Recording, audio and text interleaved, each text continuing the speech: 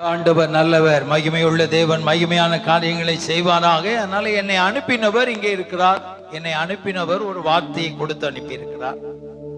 ஒரு ஆணியை அடிச்சு இந்த மாதிரி வசனத்தையும் ஒரு கண்ணாடியை மாற்றுற மாதிரி இங்க இருக்கிற நம்ம எல்லாருக்கும் கர்த்தர் ஒரு ஆணியை கொடுத்திருக்கிறார். ஒரே ஒரு வசனம் தான் கொடுத்திருக்கிறார். அந்த ஆணியை அடிச்சு உங்களை எல்லாம் அதுல தூக்கி தொங்க விட்டுறலான்னு நான் யோசிக்கிறேன். அல்லேலூயா, ஆமென். அதுதான் ஆணி வசனம். அடிக்கிற ஆளு நானும் ஆவியானவரும் தூக்கி தூக்கி தொங்க விடுற ஒரு தேவன். உங்களை தூக்கி அதுல தொங்க விட்டுட்டா நீங்க சாகுற வரைக்கும் அவருக்கும் பிரயோஜனமா இருப்பீங்க, உங்களுக்கும் லாபமா இருப்பீங்க. அல்லேலூயா.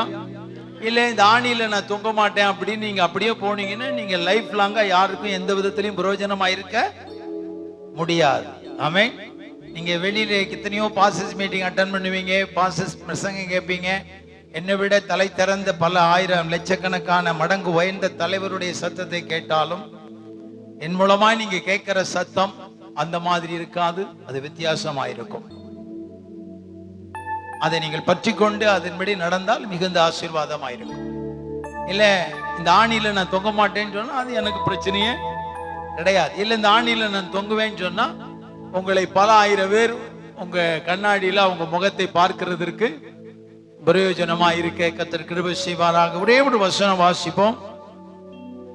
எல்லாரும் எடுத்துக்கொள்ள. உபாகமத்தின் புஸ்தகம் 30வது அதிகாரம் 10வது வசனம். எல்லாரும் எடுத்துக்கொள்ளுவோம். உபாகமத்தின் புஸ்தகம் 30வது அதிகாரம் 10வது வசனம்.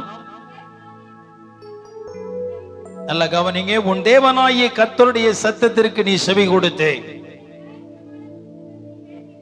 இந்த நியாயப்பிரமாண புத்தகத்தில் எழுதியிருக்கிற அவருடைய கற்பனைகளையும் அவருடைய கட்டளைகளையும் கை கொள்ளும் போதும் உன் தேவனாகிய கர்த்தரிடத்தில் உன் முழு இருதயத்தோடும் உன் முழு ஆத்துமாவோடும் திரும்பும் போதும்.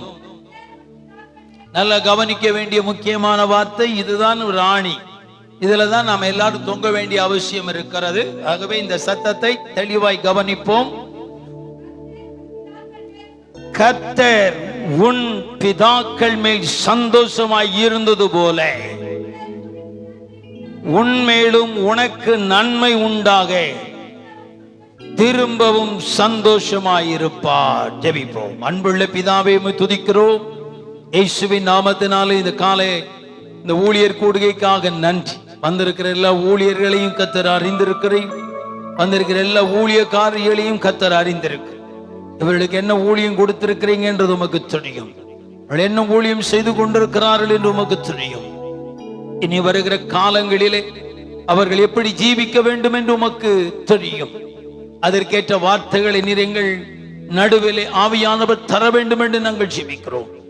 இந்த தியானத்திற்காக கொடுத்த உபாகமத்தின் புஸ்தகம் 30வது அதிகாரம் 10வது வசனத்தில் இருந்து தேவன் எங்களோடு பேசுவாராக.